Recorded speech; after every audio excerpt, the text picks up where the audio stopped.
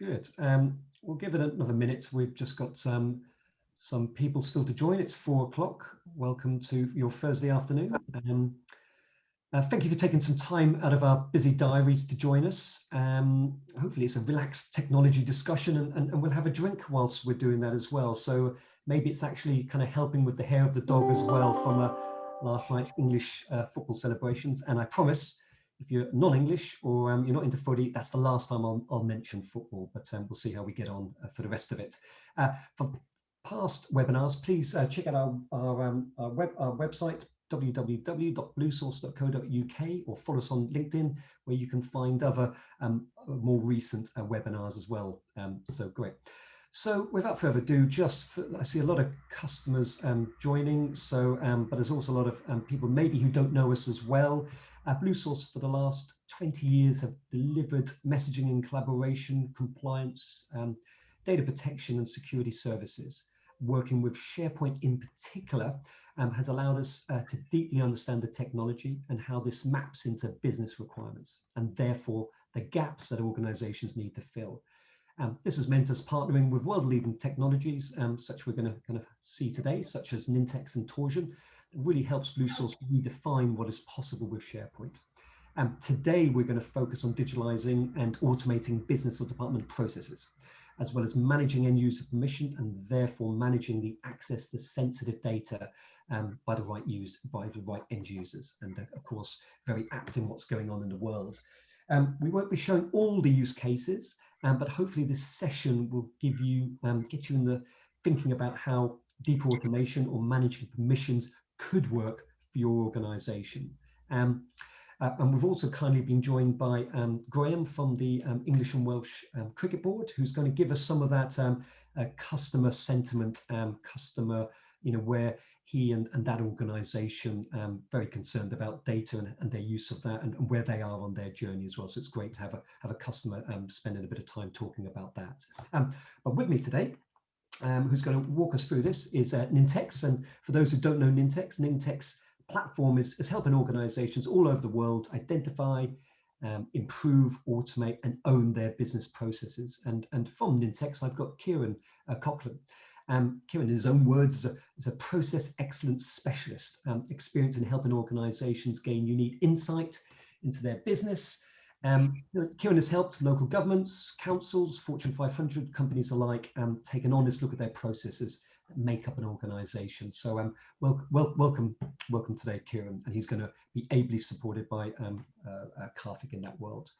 Also is today got Torsion here, and then again, those who don't know Torsion, it's designed for business users, it's automated for IT, and it's trusted by security and compliance teams. Torsion gives organizations the visibility and control of who has access to what, why, and when.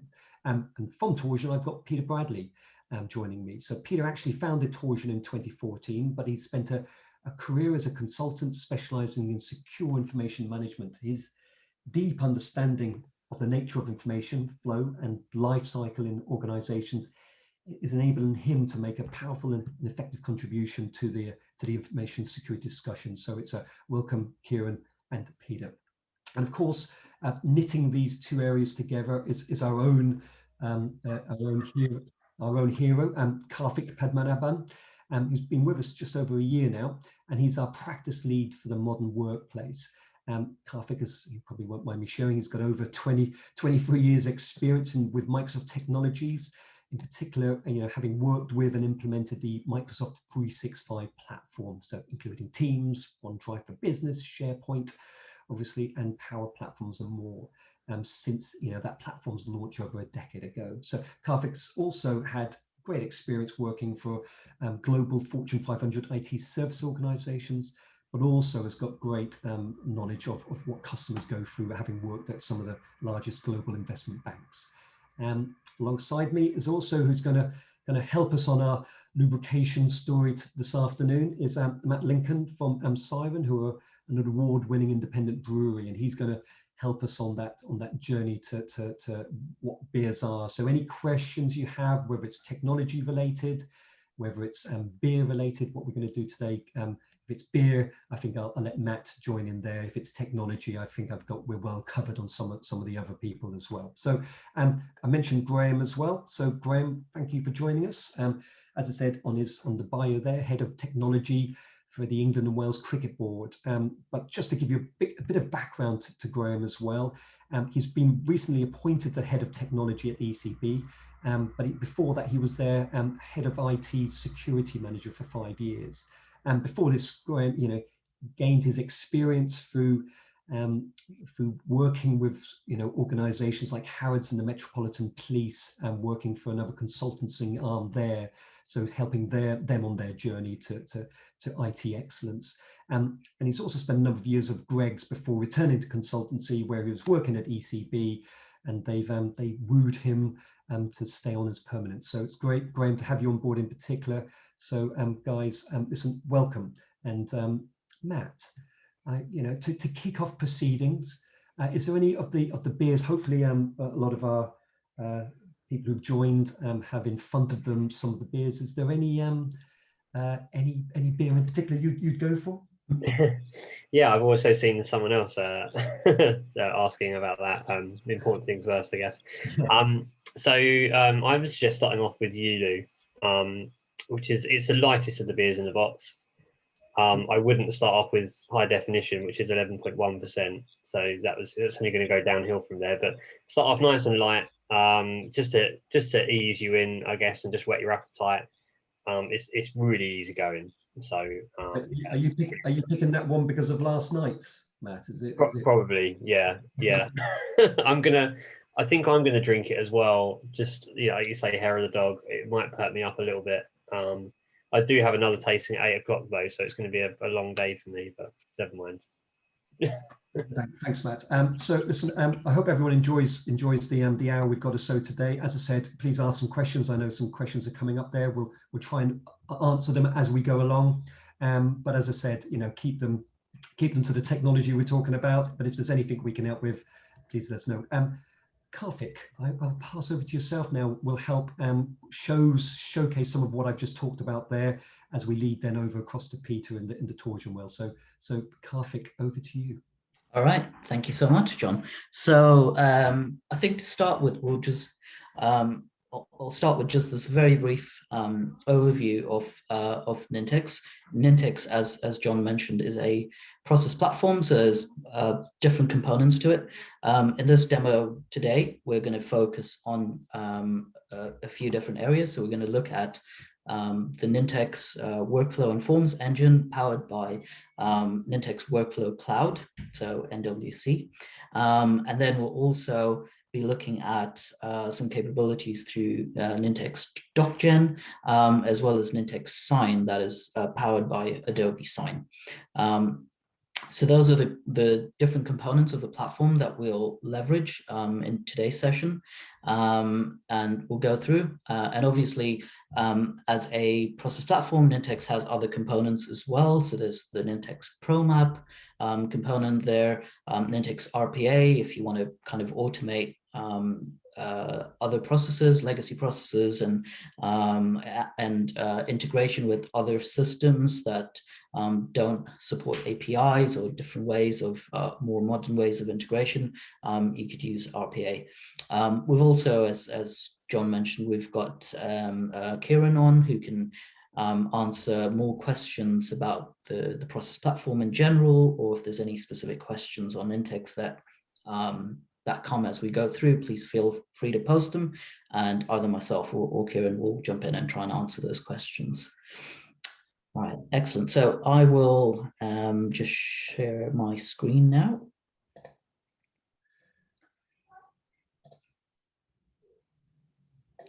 All right. So what I've got here is a form that's been created using Nintex.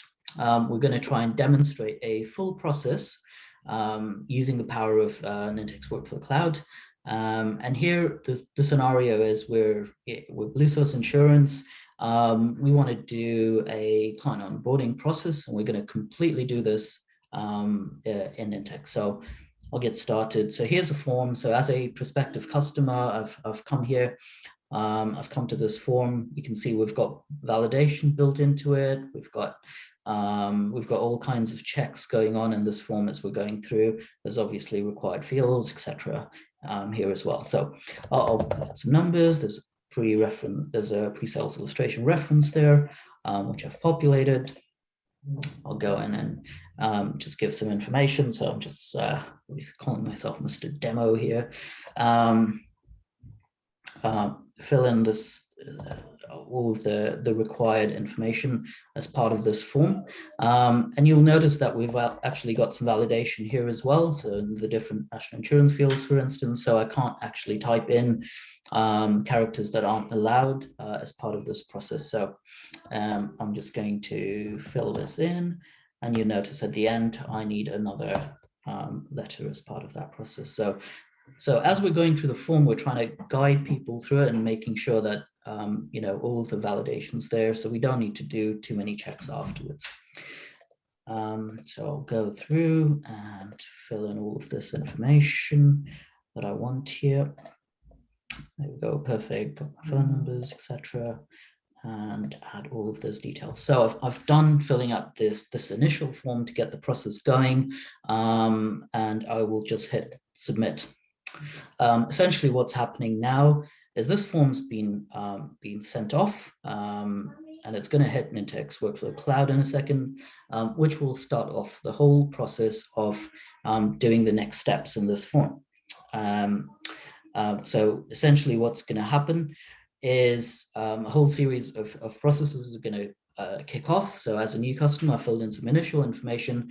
It's going to go back and now send me the next stage of this process, which is to gather some additional information for me as a customer or as a prospective client for me to fill in.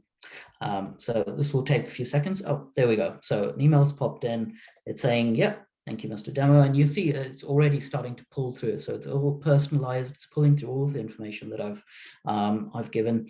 It's saying, yeah, you're looking to join us as a client. Excellent. Please fill in this form. So I'll click here, and it kicks off a new form. Again, you will notice it's got all of the validation that we saw in the first one. This one's also got multiple sections and pages. So it takes me through the process. Again, trying to make it as easy for me as possible. So I can agree to the terms and conditions, etc., the key features, service promise, the illustration. I confirm I've looked at all of that stuff. I meet the eligibility criteria for this, so I can click on next. And then here we can see all of the information that I submitted in the first form. So I can view it, verify it. It's telling me to check. If there was any issues, or if I typed something wrong, I can always go and correct it at this stage by just enabling that. But otherwise, all of this information is there, and I can start filling in the new information. So it's asking me for my employment status. So I'm employed here. Do I want to make some personal contributions? Yes, I do.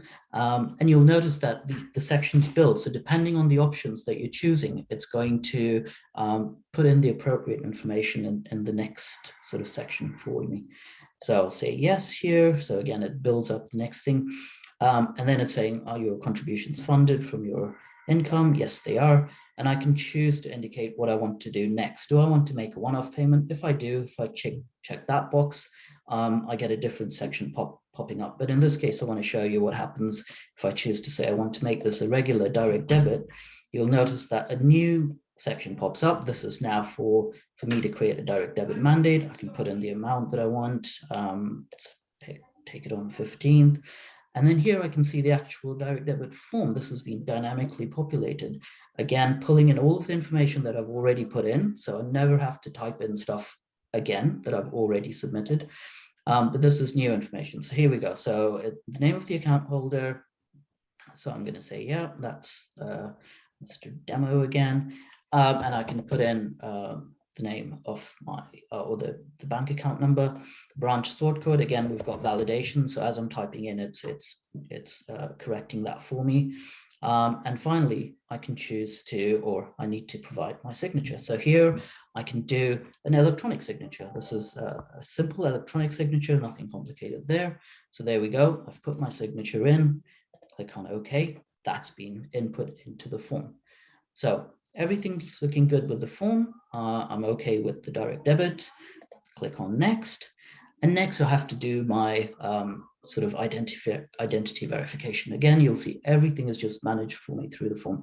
So it's asking me, okay, what form of identification? So in this case, I want to upload a passport. So I can go here, select that, just select the file that I want to upload. Putting in my passport details. So there we go. I've put my passport, and for proof of address, I'm going to send them a bank statement. So again, just go ahead, select bank statement that I want to put in. So there we are. So I've added in my proof of identification and address, and move on to the last section. So everything else has been ticked, it's all correct. So in this last section, it's just all the kind of normal T's and C's, so I can look through them. I'm happy with everything. I understand those T's and C's, and I'm happy to submit. So there I go. It's submitting the form. That's gone away for me. It's now going to hopefully go through and get submitted, and it will say that's all successfully done. Give it a second. Once that goes through, obviously there's, yeah, perfect. So that task is completed. I can close this, don't need that anymore.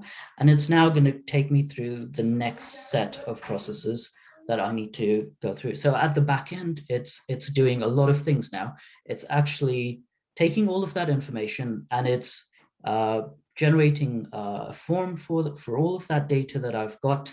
It's actually producing a full contract based on that information, and it's going to send it over to the KYC team to look at it, to validate all of this information that I've put in.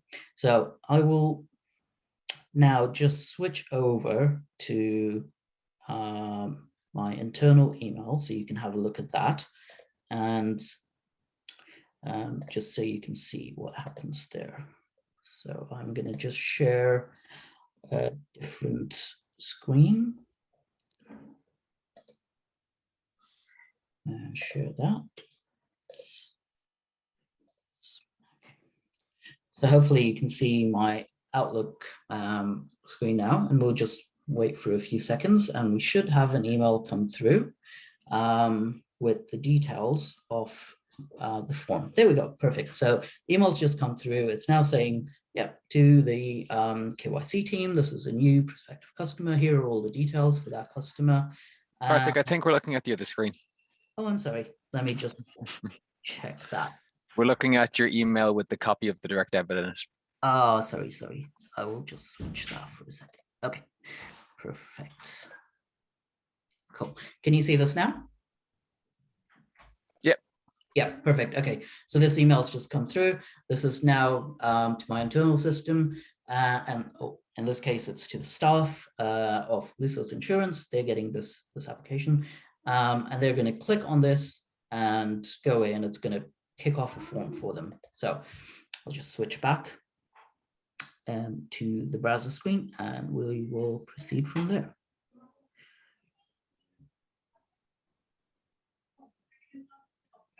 So let me just, there we go. All right, excellent. So here we go. So this is now a screen for the internal team of Lusos Insurance. They've got all the details for this new customer, this new client, it's a demo, and they can go through and look at all of the information that this individual has submitted as part of their application process. That all looks fine. So I'll go on contributions. They can review the information in terms of when the payment schedules are going to take place. So there we go. There's the direct debit information. All good. And now we're on to the supporting documents that have been added as part of this process. So here we go. So here's the identification document. As a person checking this, I need to be able to look at that and see it. And again, this process, you can see everything is just, it's guiding me through the whole thing. I don't need to go to anywhere else to get this information. So here we go. I can look at what's been submitted in terms of the proof of identity. So here's the passport details. that all looks good to me. I can say, yep, I'm happy with that information. Proof of address, again, I can click on it. Here we go. In a second, there we go. So here's bank statements come up, that all looks good as well. So again, in the form, I'm going to say, yep, that all looks good. No problems there. And we'll go on. As part of this process, obviously, I've got to review a number of things. So here I'm going to say, yep, the applicant has passed all of these anti-money laundering checks. They've passed all of the criminal background checks. They've passed they don't have any CCJs. And they've not had any bankruptcies. So that's all looking good. They're also not politically exposed, so they've passed those checks as well. So everything's looking good from that perspective. And I will say, yeah, I tick and I confirm I've checked all of those things for this prospective client. It's all looking good. And I can now say I want to continue with this person's application. So perfect. And the final step is I just need to give my okay. So I'll say, yeah, this is all looking good to proceed or good to go. So there we go. And I will now hit submit, and this form will go away. So that's been submitted now by the internal staff. That's kind of towards the end of our process here. What we'll see is in the previous process, because I filled in my direct debit information, that's actually been sent to me as well. So here we go. So I can look at my direct debit information that was sent. You can see the form is produced. I can open it and look at all of that information. So this has also been generated for me. And there we go. It's all customized, all of the information that I put in. It's got the address there, name, etc. That electronic signature that I signed, all of that is there. So I can keep this for my records. That's all sorted. The next thing that's going to happen is what we see here is I've now got a signature request. So at the back end, once the internal KYC team completed that document, they've now sent, it's now gone, and a full contract's been produced, and it's now asking me as the client to sign this document. So here we go. So I can open it. I can see it's come in. So it's new Blue Source Insurance account application contract. And all I need to do is just review and sign it. So clicking on this button, I can open that up. That new form. And that's all generated for me. So there we go. That form is ready for me to sign. I can review all of this information. Now, of course, I'm using a developer account, so it's got this big block here just saying it's not for commercial use, so please ignore that. But you can see behind that, it's completely customized. So it's taking all of that information that I pulled in. It's using Nintex document generator to automatically insert all of that data that we pulled in as part of the form, all the different information, and it's customizing all of that information. So it's pulling the name, all the details. You'll see all of the information is all here, everything that we filled in the form. There's all the T's and C's that I need to sign up to. And here's the signature bit. So I can come straight here down to the signature bit, and I can choose, I want to, put in my signature here, and it's all good. So I've signed it. I just need to type in my name. So I'll do that, use the demo. And once I've applied it, there's my signature done. Everything is sorted. It's now prompting me. I just need to click this button, click to sign. I click that off, all done. This is now going to send it back. It's going to say the customer signed it. What's happening with the internal team is they're also getting an email that's telling them that a document's out for signature. As soon as it gets signed, they will also get a copy of the signed document. So here we go, perfect. So this application's come through. I can look at the signed agreement. This is now for my records. So I've got that. I can open the agreement. I can look at everything that was signed in that agreement. So here we go. Here's all of that information. And I can come down to the signature bit. I can see that it's all signed exactly as I signed it, date and time, everything is populated for me. And then here's the really nice bit. So if I go a bit further down, okay, some reason. Let me just head back for a second. Oh, it's this. Yeah, this should be the signed copy. There should be. There we go.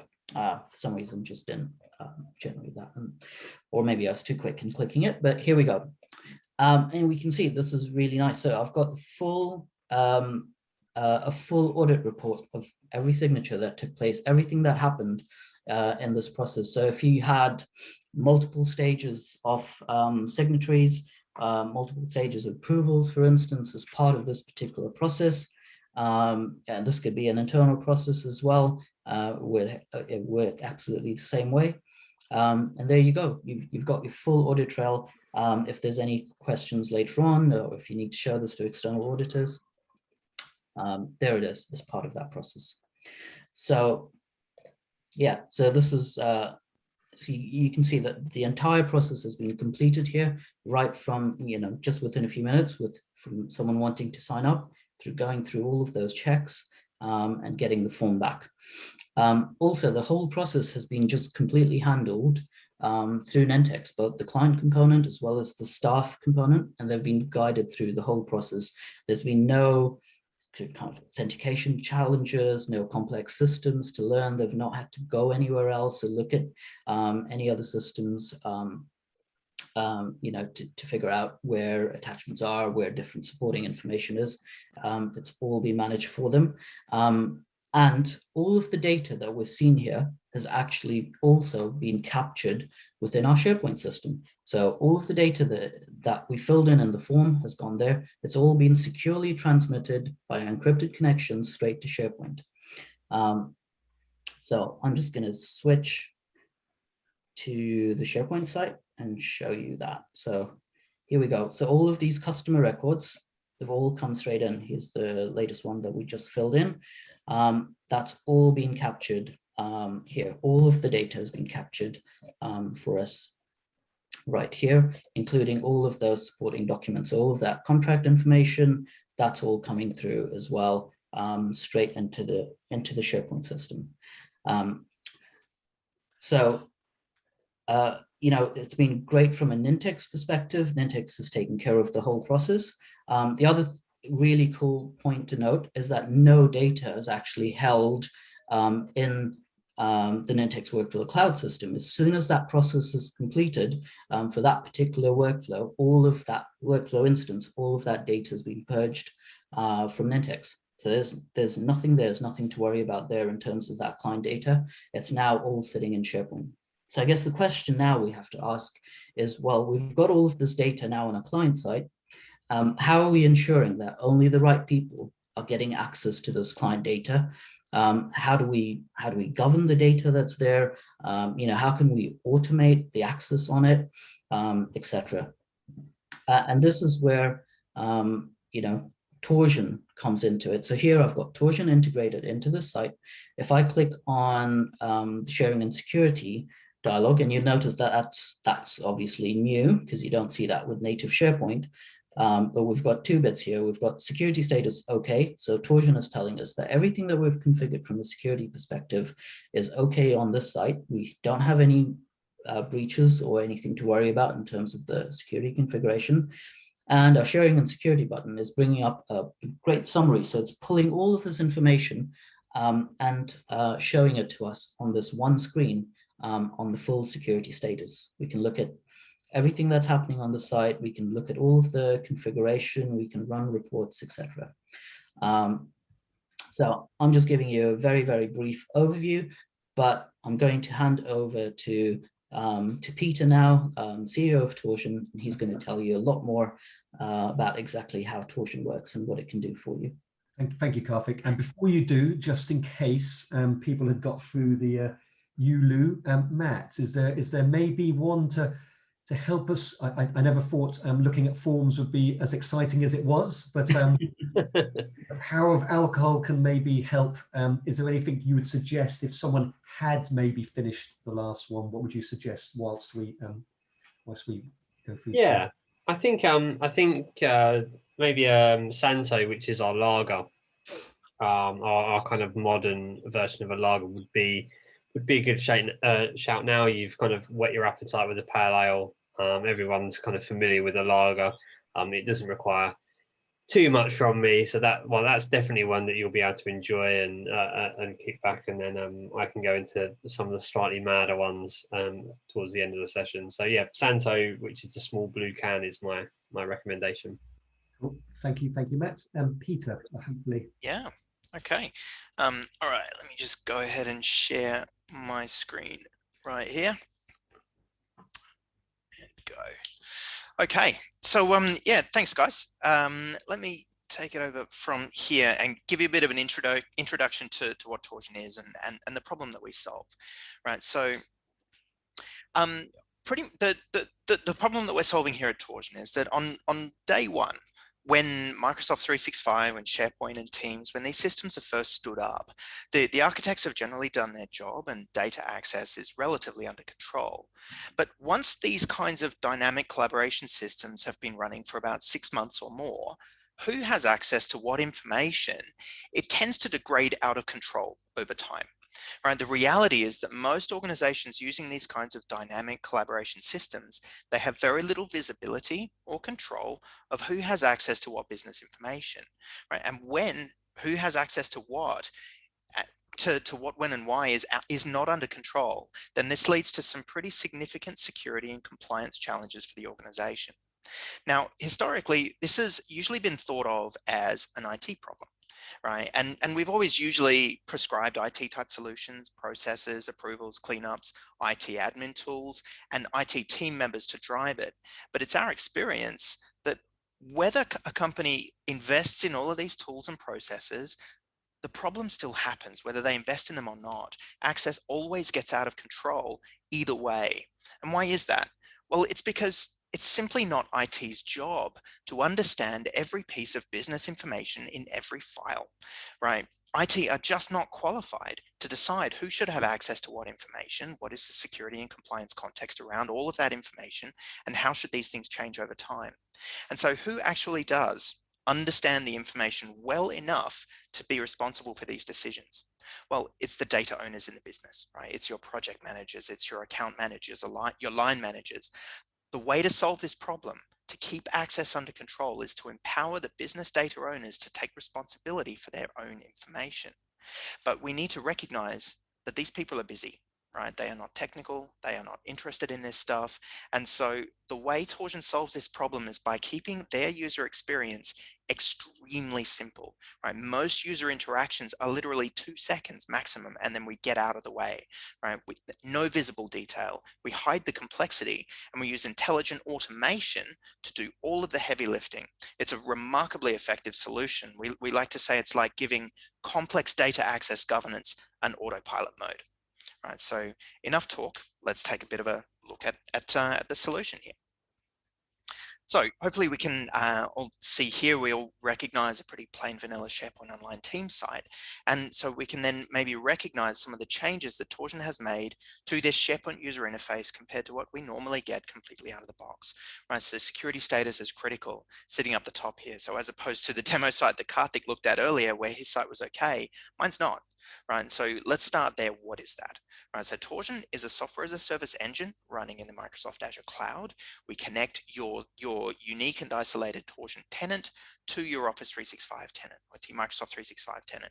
Then using that connection, what Torsion is doing is we are monitoring everything that's going on in your system in terms of what are all of the files and information that exists, what users exist, who has access to what information, who is accessing what information. Torsion is watching, we're monitoring all of that, and then we are analyzing everything we see in real time.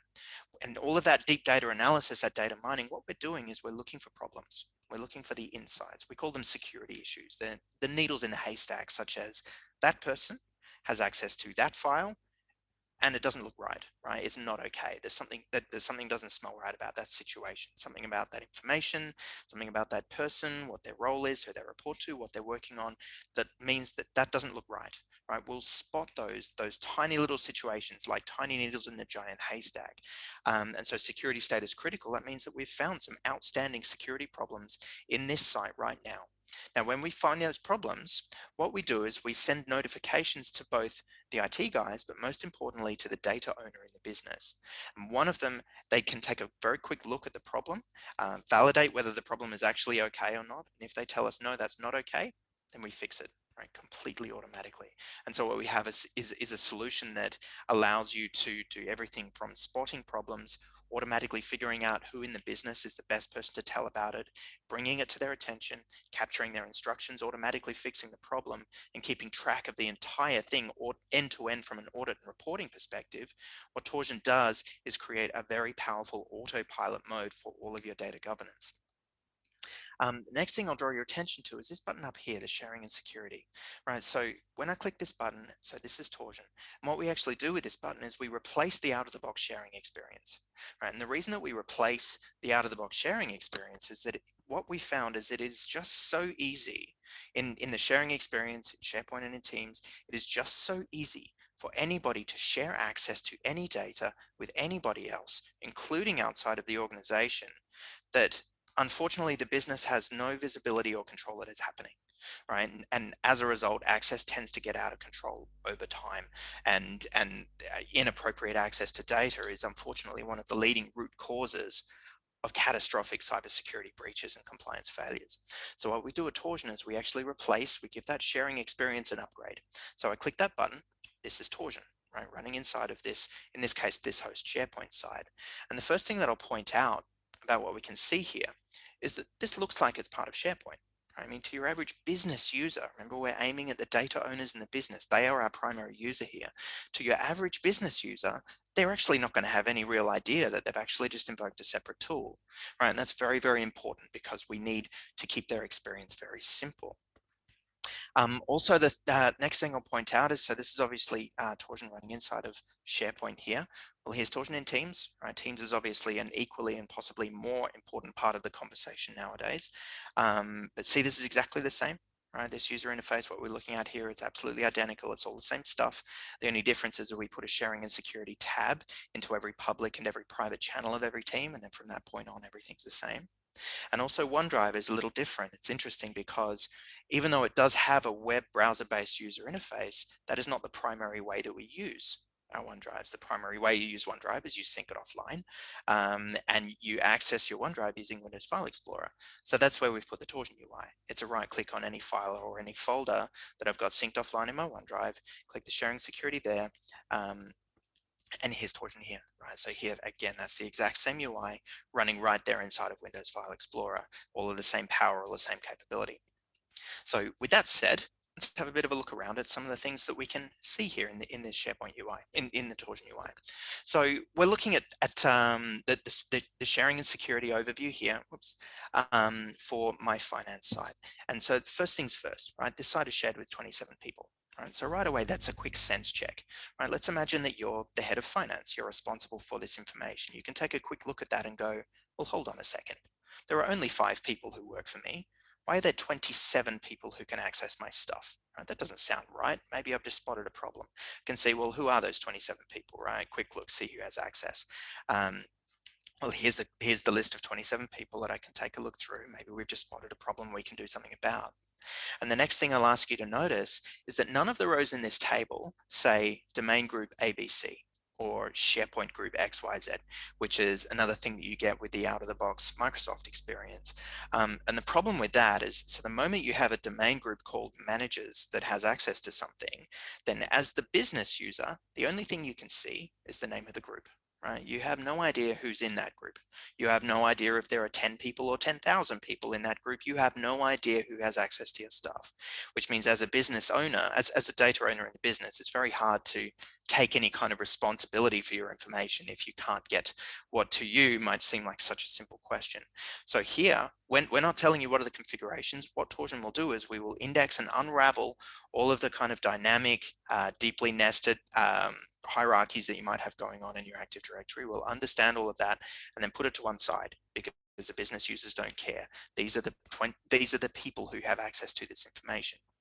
Now, anytime that anybody ever has access to anything, Torsion can always tell you this kind of thing, right? So access for this person was granted to this information by this person at this time with this permission level, right? Because Torsion is monitoring everything that's going on in the site, that means we can tell you that kind of stuff, right? Notice there's a run report button at the top here as well. So with Torsion, you can run an instantaneous security report on any information object in your entire estate, any SharePoint site, any team, any document library, file or folder. You can run an instant security report on it. And then in that report will be who has access to this information and who gave it to them and when and how. Who has actually accessed this information in the last X days and at what time and from what device.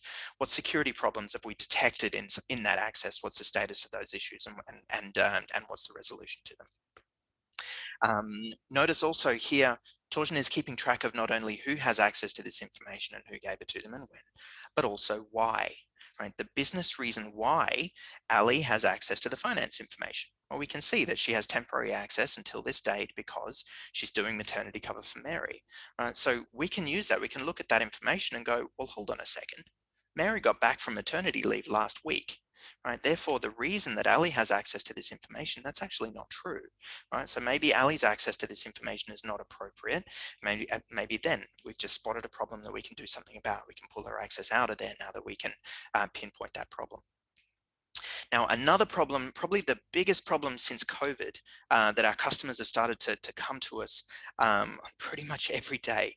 The biggest problem nowadays, ever since the world sort of transitioned to remote working, is help us get control of external sharing. Right, probably the #1 problem nowadays, and particularly Teams, right? Teams makes it so easy for users to share access to information, including external users outside of the company. The businesses have very little visibility of what's going on, and businesses everywhere are terrified that people outside of the organization have access to all kinds of stuff. We have no idea what's going on, and we need to get on top of this. Help, right? And Torsion absolutely nails this problem. And let me show you a couple of ways that we do that. So first of all, we can see, okay, so this site is not shared outside of the organization, right? So it's a good start, but that is not telling us, is external sharing turned on or off as a facility, which is just about the best you can do with the Microsoft stack, right? This is saying, well, there are 27 unique human beings with access to this information. We know who those people are and we know things about them. If at least one of those 27 people is an external party, then we're going to show this as a bright orange flag and make that very visible to everybody who has access to this information. If there's none, we show it gray. But have a bit of a bit more, there's a bit more information here that's quite interesting. So we can see that even though there are 27 people who have access to this site, there are 117 people who have access to something in this site, right? Which means that people have been, deeper down in the hierarchy, they've been breaking inheritance and sharing stuff left and right. There's now 117 people who have access to something in here. And looking over here, among the child resources, the files and folders in this site, yes, something has been shared outside the organization, right? So now we can take a look in here and start to understand, all right, a little bit more of what's going on. So here we can see, all right, here's the list of 117 people who have access to something in the site, not everything, but some of it. Right? So maybe I can take a look through this list of people and say, okay, this guy Bertram, right? He's a content manager. Why has he got access to finance stuff? That doesn't look right. What has he got access to? I can click that. Give that a moment, and there we go, right? So here's the list of the 68 things within this site that he has access to, right? Interesting. Perhaps I want to understand, okay, what in here has been externally shared, right? What in here is accessible outside of the organization? I can filter this view down quickly and say, okay, what is externally accessible? Filter that down, and there we go. Okay, so there's one file in here that has been shared outside of the organization. There it is, it's in that site, this subsite, it's in that library, and there's the file. How's that happened, right? So I can click on that file and understand a bit more. Right? So the file's owned by this person, it's been shared outside of the organization with an infinite number of people, right? So basically there's a public, it's publicly accessible information, right? This is my finance data, that is alarming. How has that happened? You can take a quick look at the configuration, right? So there's rules, there's a few groups, people have access, but there's a sharing link on here. Look, someone has created an anonymous link. It has no password and no expiry date. How did that happen? Okay, so looks like this user created that anonymous link at this time on that date. That link would have probably been emailed to somebody. That email could have been forwarded to anybody in the world completely without my visibility or knowledge that for all intents and purposes is now public information. That is alarming. That should not be the case. Let's shut that down, right? So are you sure you want to remove this link? Yes, I'll go ahead and remove that. And then that link has been shut down. We've just shut down that particular security vulnerability. But so what I've just done here is given us a bit of an exploration of external sharing in this finance side. But what if I'm an administrator and I want to zoom out? Tell me what has been externally shared across my entire organization, right? So I can do that with Torsion also. If I jump over to the administration side, here, the Torsion admin console gives me this facility, which we call the information estate. Right? What the info estate can do is allow me to discover and search for information across the entire organization that fits different sharing and access criteria. So I could, obviously I have this tree view here where I can explore things manually, but the really powerful thing here is this feature here, discover, search and report. So using this facility, I can say very quickly, okay, show me everything across my whole organization that has been, that is externally available. Right, so click that, right. So there are 3 things across my entire organization. What are they that are externally shared? Here we go. There's the 3 files, the 3 information objects that have been shared. I can run a report on that. That's going to take this list, dump it out into an Excel file that I can work with it further. But perhaps, all right, I want to know very quickly what's going on that file there. That's the interesting one right now. Find that in my information estate. There it is. Right, so this now, see my tree has completely reconfigured itself. So that file that's externally shared is in this team. It's inside there. It's in that private channel, which puts it in that site. It's in that library way down. There, right, discovered. There's the file that's been externally shared. Click on that and I can discover what's going on. So this file has been shared outside the organization with one person. Who is that person, right? Let's have a look, see who has access, right? There's the person who has external access to that information, right? So we've discovered that very quickly. Another interesting use case, another interesting thing we can do with this is, let's say that there is an HR type problem with an employee. I want to know very quickly, let's say this, this guy here has been misbehaving. We need to know exactly what he has access to across the entire organization. Well, there we go. So he has access to 21 things. What are they? Let's take a look. There's the 21 things that guy can access. Again, I can run a report, drop that straight out into an Excel type format if I want to work with this. But here, right, you can see here's all the information he has. Maybe I'm interested in this particular file here, find that in my estate, and there we go. So that's in this team, it's in that site. Who owns, now I can click on that, who owns that file and explore what's the access and the security status and so forth against that information. Now, I'm sure you get the impression that I've really just scratched the surface with this. Torsion is an incredibly powerful tool for everything having to do with data access governance. And so just in terms of what might be, if this is interesting to you, if this is a problem that you might see value in solving in your organization, then some next steps. All right, so reach out either to myself or to the Blue Source guys. So Blue Source are one of our premier partners, and we'll set up a bit of a deeper dive, a demo meeting and discussion of your requirements and how Torsion can help. On the back of that, we can lead you into a simple proof of concept, a proof of value type trial period. And then from that, rolling Torsion out in the organization really is quite quick and straightforward. And that's it.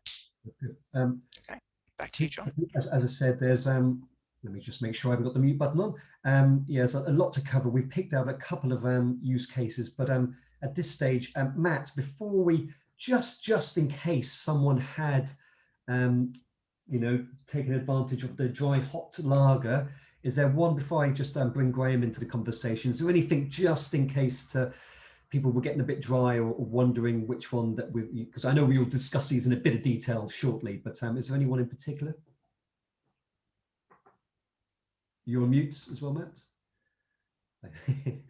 I can't wait to not being able to do that anymore. But I'm going to go for Lumina. I would suggest Lumina. Again, it's another kind of a light IPA, which I can talk a little bit more about because I do want to save these specials as a beer that we all drink together. So if you do have, if you are still thirsty, then Lumina, our session IPA, is the way forward. Brilliant. Graham, hi Graham. Hi. Just thank you for joining us again. It's great to have you on. Hopefully you've seen some of these in action, of course. But Graham, before we just dive into it, do you want to give? I know the English, the ECB, the English and Wales Cricket Board. We all think we know it. Do you want to just give just a touch of the governing bodies, what they do, what they're about, and just a bit about where you are on that journey, we're supporting you on. Can you give us a bit about that? Yeah, sure. I'd love to. Thanks, John. Yeah, so the ECB is the governing body for cricket in England and Wales, and was founded in 1997. And we're based at Lords. We're owned by our 41 members, comprising 18 first-class counties and 21 non-first class. That's 39 counties in all. As a governing body, we're responsible for the professional game, which in addition to the usual stuff around safeguarding, managing players, tournaments and events, we also work hard on team performance, which includes running a leading edge performance centre at Loughborough, where we share resources with the university. We also look after the recreational game, where we govern and support 6,000 plus clubs in England and Wales, and a few in Scotland now actually. Sponsoring and nurturing grassroots of the game, which includes creating the All-Stars and recent Dynamos programme to ignite and increase participation of young players, and both boys and girls. We also work hard to grow our income streams, which includes our strategy over the next few years to bring cricket direct to the consumer, as it's likely we may not be able to rely on the likes of the BBC and Sky to do this for us and continue to pay us handsomely, of course. So let me just give you an insight into the technology we use, which is relevant here and Torsion. We embraced cloud computing and hosting services a few years ago, which included moving to Office 365 and SharePoint, which we completed towards the end of 2019. And this allowed us to move seamlessly over to the new way of working when COVID hit. In fact, we ran a company-wide remote working day on Friday the 13th of March, where everybody worked from home or wherever they wanted to work away from the office. And of course, COVID hit and we didn't return. And this went really smoothly. And of course, we in technology are really proud of that. But needless to say, we didn't get any thanks from the business. They just got on. But hey ho, that's the world of IT and technology. But hopefully, you can all now appreciate the ECB is a very dispersed organisation, people working all over the UK, plus partner organisations in the UK and around the world. And we deal with large volumes of sensitive information pertaining to players, organisers, communities, sponsors and other stakeholders. And as a result, our information estate and who needs access to what information is complex and difficult to track.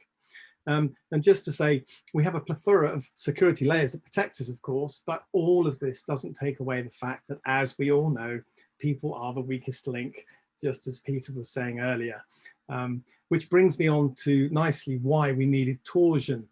So as you know, moving to remote working increased the use of Teams exponentially, plus everything we do now being shared using SharePoint and OneDrive. So just all the things that Peter was saying just there.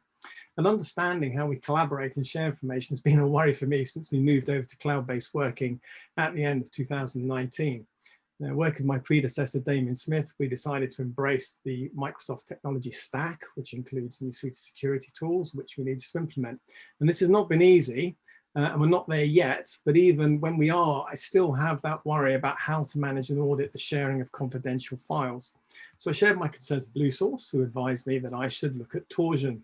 And when I first saw it, I was very impressed, not only by its capabilities, but also by how intuitive it appeared to be and easily integrated into SharePoint and OneDrive. And hopefully you saw some of that there with Peter's demonstration. So I agreed to the evaluation of the product with BlueSource and the people at Torsion who helped too. And the project kicked off with a workshop facilitated by BlueSource and Torsion. And we clarified the specific requirements for this initial stage, which was to engage the business and data governments and sort of democratization of data, data security, getting control of who has access to what, and controlling external sharing. So it's back to that again, what Peter just highlighted there, the external sharing, the big concern for me. So we then agreed the project plan, decided that rather than switching on all the features, we would just apply the ownership and certify engagement pillar, which allows us to see who has access to what and provide the reporting for site owners and IT. The next step was to connect Torsion system to our Office 365, and that was very straightforward, as Peter said. And once we, the IT team, were familiar, we decided to roll out to 3 departments initially, which included running a requirements workshop to capture and understand the business information requirements they needed.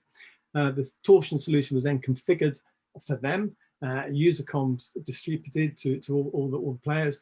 And then what we did then was switch Torsion on And it did just as Peter showed you there. It kind of switched on basically this sharing and security menu item, but it also leaves the native sharing tools there. So if users still wish to use them, they can. So perfect for us.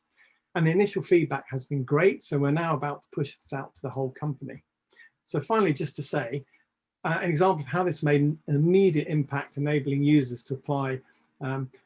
So how it made an immediate impact was it enabled users to apply their own time limits on sharing files and easily get reports on who has access to what in their site, which is not easily done in native SharePoint.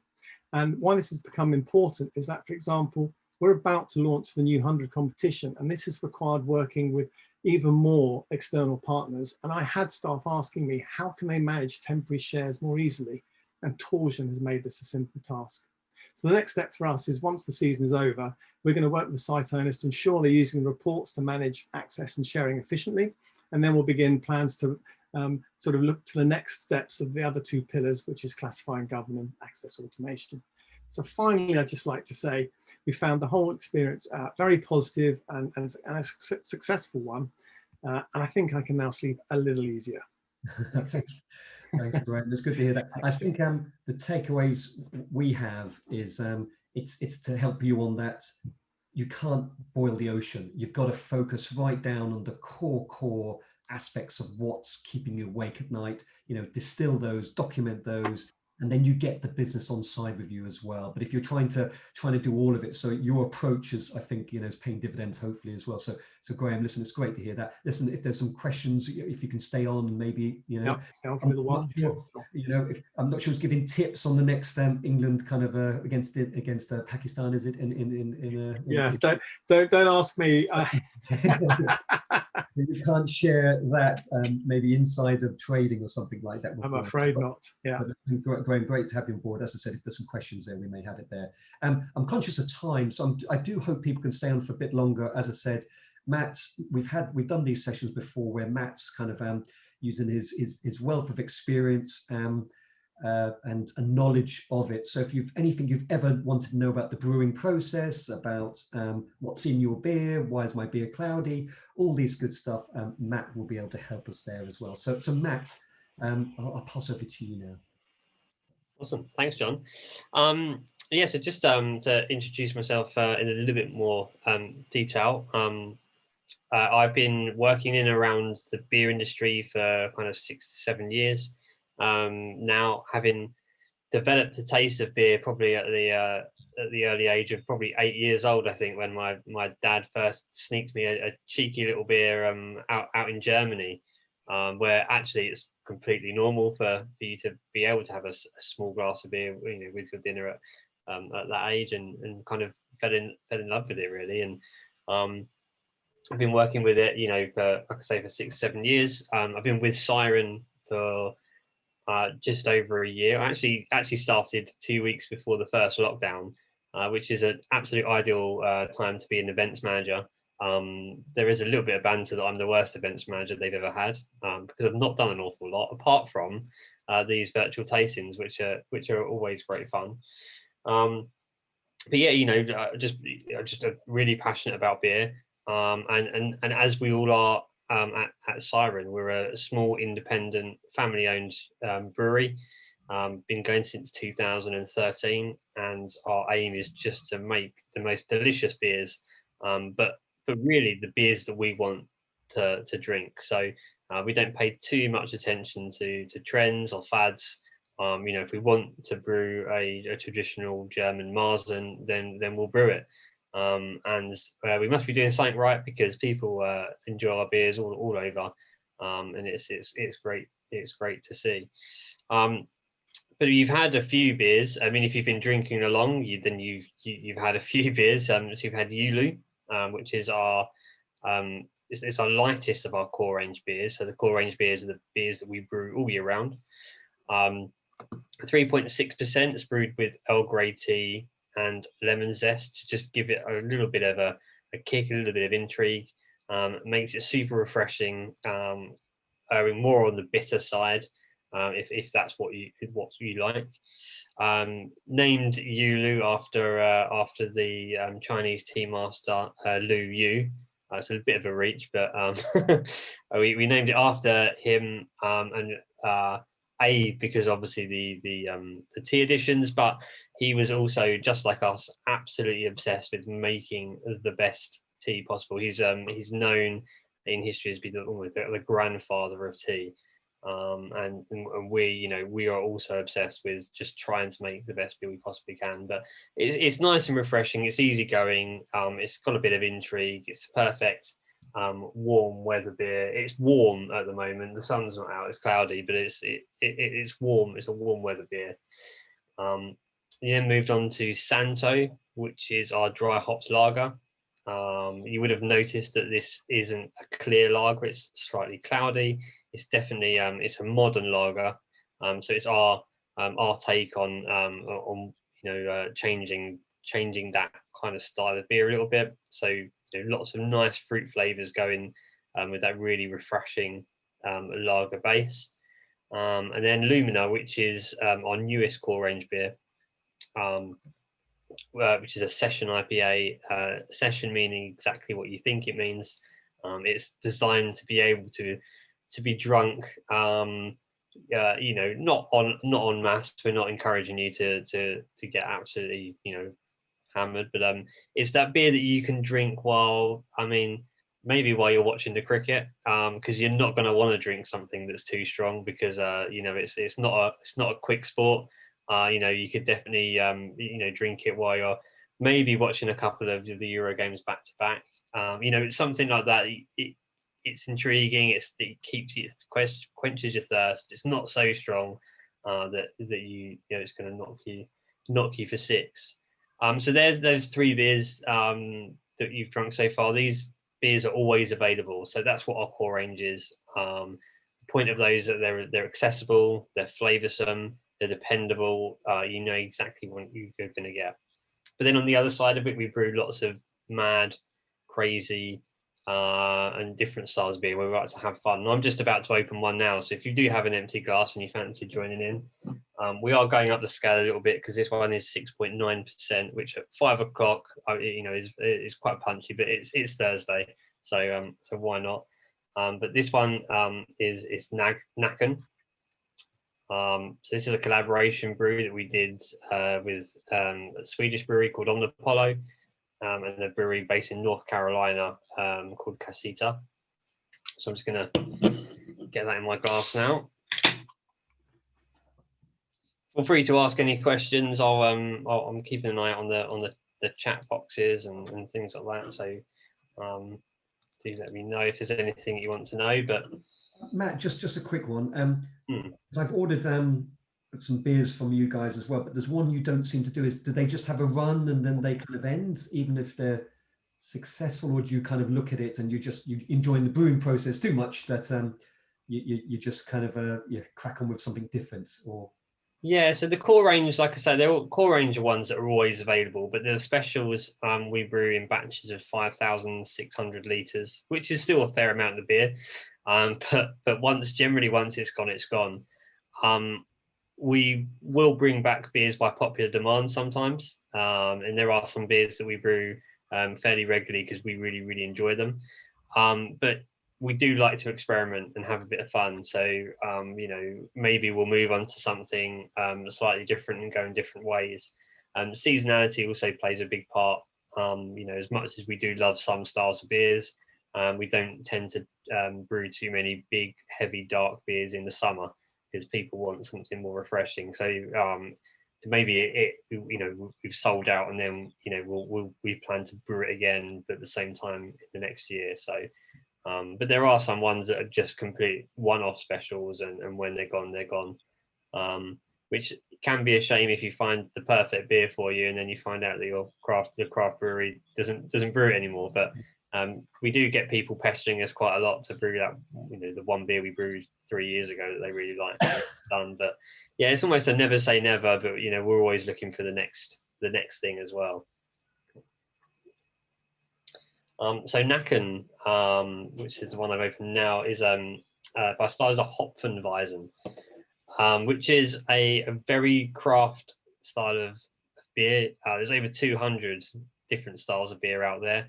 And this is a style of beer that really kind of evolved from a German Weiss beer or wheat beer, and it's called a Hopfenweisen. Basically, it's a heavily hopped modern version of a wheat beer. So it's using the same process, that wheat beer base. It's using that yeast, so you get that kind of the banana and clove that you would expect from a wheat beer, from a Weiss beer, but chuck in a load of modern hops and get some really kind of mad kind of fruit flavors with it. So yeah, this is a very craft style. This beer we've actually brewed maybe 3 or 4 times in our lifetime. So not something that's always available, but it does rear its head every now and then. And it's definitely a brewery favorite. We absolutely love brewing it.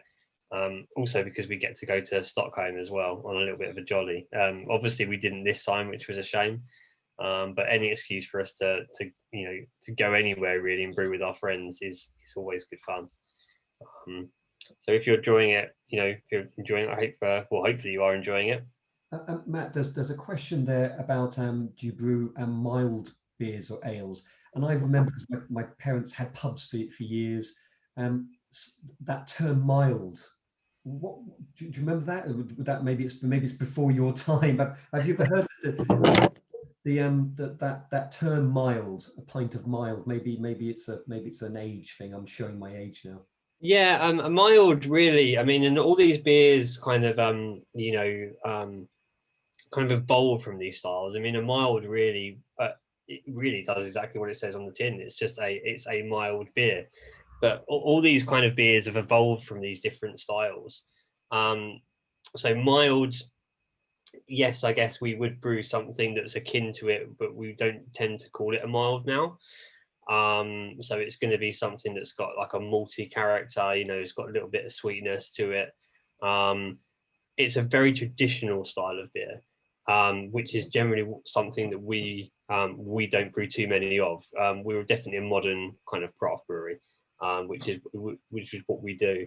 There are some breweries. There's a fantastic brewery base in London called Anspach and Hobday who brew very traditional styles, and I'm pretty sure they have their own version of a mild, which is great. But a lot of our beers, and the ones that you've drunk, as you'll see, they're very kind of hoppy, very fruity, have that kind of flavour kind of profile to it. But yeah, I kind of grew up really on traditional styles of beer, but kind of more German styles than UK styles, I think, and then kind of transitioned into this kind of craft beer movement, which is, it seems to really come to the fore now. You'll see craft beer all over the place, but it's been going in the UK for since probably 2002, 2003, and really pioneered by the US. And they've been brewing these kind of craft beers as far back as the early kind of 80s. So it's definitely not a new thing, even though it kind of feels like it is. It's just picking up an awful lot of momentum at the moment, which is great. And I see you got the cans, and the cans look very, great artistic work on them. Did you do bottle? I mean, is there a reason you've chosen the can or not bottles, or is bottles of, is it just you like the brewing process and cans make it easier to do that? Yeah, there's lots of reasons for cans actually. It's a fairly new-ish innovation in a sense, especially for craft beer. Lots of people still prefer bottles, but there's loads and loads of benefits to cans. I mean, first and foremost, it keeps the beer better. And one of the worst things for beer is light. If you were to get 2 bottles of beer, put one on the windowsill and one in the dark cupboard and drunk them after a month, the one that's been on the windowsill would taste awful. The light really kind of affects the kind of the hops and the oils. So having a can obviously means that it's not letting any of the light in, which is fantastic. But also from an environmental perspective, the cans are easier to recycle, less resource intensive to recycle. They're lighter, so they're yet less fuel to kind of transport, and you can stack them, and there's so many benefits to cans, and a lot of the benefits really are on the production side and to the environment, but it does keep it does keep beer better as well. But I must admit, you know, the look of a beer in a bottle, there's something quite, you know, nice and romantic about it. In fact, we sell lots of our beer to Michelin star restaurants, and they generally pour the beer into a glass, because normally if you're having a £300 7-course dinner and someone turns and plops a can of beer on your table, it doesn't have quite the same feel, but it is much better for the beer for sure. I think we've had a few technical questions. We don't have that many beer questions at the moment, Matt. So if people are still on, I think a lot of people still are. If you've got any beer question, but feel free to answer the technical questions and go for that. Yeah. But go ahead. Sorry, Matt. That's nice, actually. This beer. I'm one behind. I'm still on the dry hopped lager, actually. So the dry hopped lager again, and you know, a lot of these. So this seeing the on the pod of the Nacken, sorry, that's a collaboration beer. Actually, the Santo originally was a collaboration beer as well, and this happens a lot within the craft beer industry, which is quite a unique and odd thing. You know, we share our experiences and our recipes and our techniques, and you know, lots of companies out there, you know, if they come up with a fantastic idea or something like that, or a piece of software, or I don't know, maybe even a secret recipe of 11 herbs and spices, you know, you keep that to yourself. But actually within the craft beer, it's the complete opposite. We're always sharing techniques with our friends. You know, we don't see them as competition as such, and we see it as a community. And that's great, because then when you get together, you know, you make these fantastic beers. You're always learning new things. And I think for us, you know, it just means that the more better beer out there, the more people that know how to brew beer, then that's only going to benefit us in the industry as we go forward. So Santo, that was a product of a collaboration with another US brewery, you know, taking their extensive knowledge of the craft beer scene and creating a really kind of modern version of a lager. So I mean, it's a lager, just it's got a little bit more going on. There's a little bit more intrigue, I guess. It's definitely one of our favorites in the summer. It's just super refreshing, but a nice kind of a nice fruity kind of feel to it. Good question, actually. Do you have a flavor suggestion link on your website? You know, a beer with a curry. You know, I think Stuart mentions always fancies a coriander or cumin type beer with his curry. So, do you have a suggestion page, and do you do anything to link it to food as well?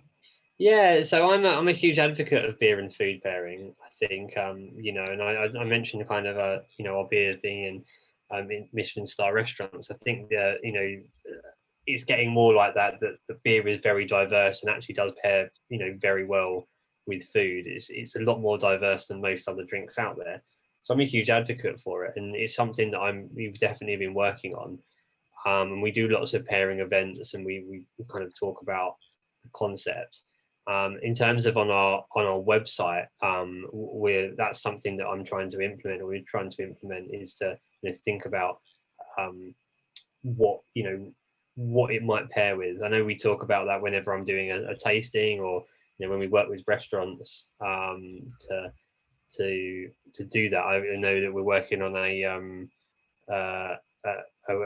pairing event with a local kind of Indian restaurant, which is great, because I think actually, you know, we're all used to drinking lager, you know, if you go out for a curry or something like that. But there's beers that are much more suited to that, to the flavor profiles, and like you say, matching in kind of like coriander and cumin to your beer, or even something like this Nacken would be a fantastic pairing for something like that, with the richness and the creaminess, and it goes super well. So we do try and talk about that as much as we possibly can. It's not something that we have on our website, but that is a good idea. Maybe I need to pitch that to my marketing manager, so that it's easier to navigate than it is at the current. I've just seen a question saying someone loves Nacken, like a German wheat beer.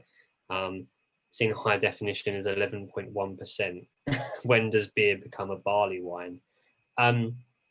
which is a really good question, because for those of you who might not have heard of it, there's a style of beer called a barley wine, which essentially is called a barley wine because it drinks like a wine. It's got the percentage of the wine, but obviously made from barley, being a beer, hence barley wine.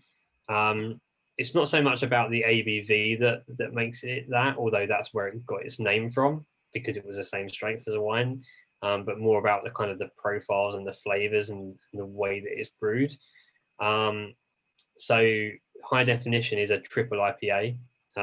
So you've got session IPAs, then you've got an IPA, a double IPA, and a triple IPA. And it's really just these styles have just come from, just pushing the boundaries, trying to make the next crazy thing. And that's where the triple IPA came from. Just pushing up that ABV and being able to load more flavor and things like that in the styles. A barley wine is a completely different style of beer, but yeah, it gets its name from its strength essentially. We brew quite a few of those actually, and we've got an anniversary barley wine called Maiden, which comes out every year. It was the first beer that we ever brewed actually, hence Maiden. It was our maiden voyage, and it's barrel aged as well. So we do brew lots of barley wines, but the process is very different to brewing, for example, high definition, which is a triple IPA.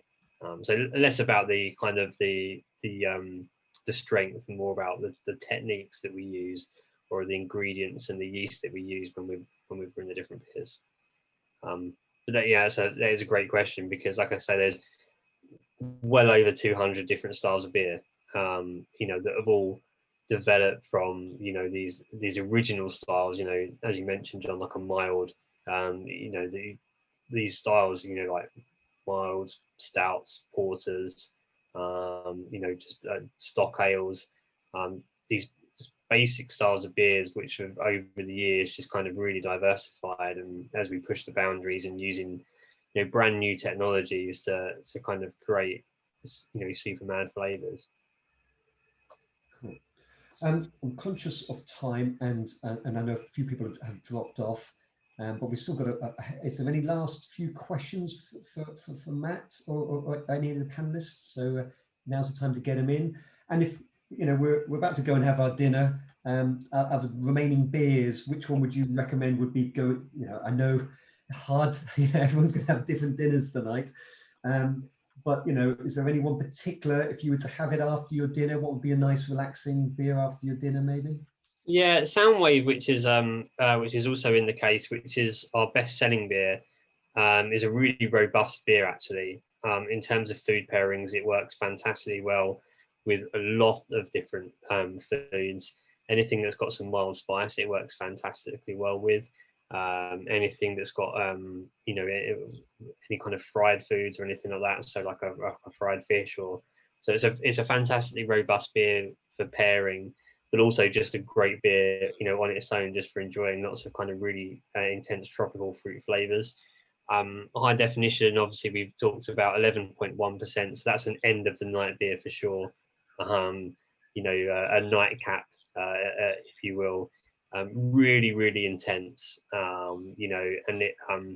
I don't personally think it tastes its ABV. I think it sounds quite a scary beer, but the idea is that it's a sipper, you kind of enjoy it, but it's a very intense experience. So that would be, if you're looking at that, I'd probably save that until the last beer that you have before you go to bed, or maybe even a celebratory beer when we well, I mean, it served two purposes on Sunday night. It could be celebration or it could be commiseration of that ABV. So maybe save it for Sunday. But yeah, Soundwave is a very kind of diverse beer. And then you've got Broken Dream, which is our very kind of rich stout. So that would work well if you're having anything, any pies, any kind of game, but also just as a dessert in its own right. So you could probably have that as your dessert.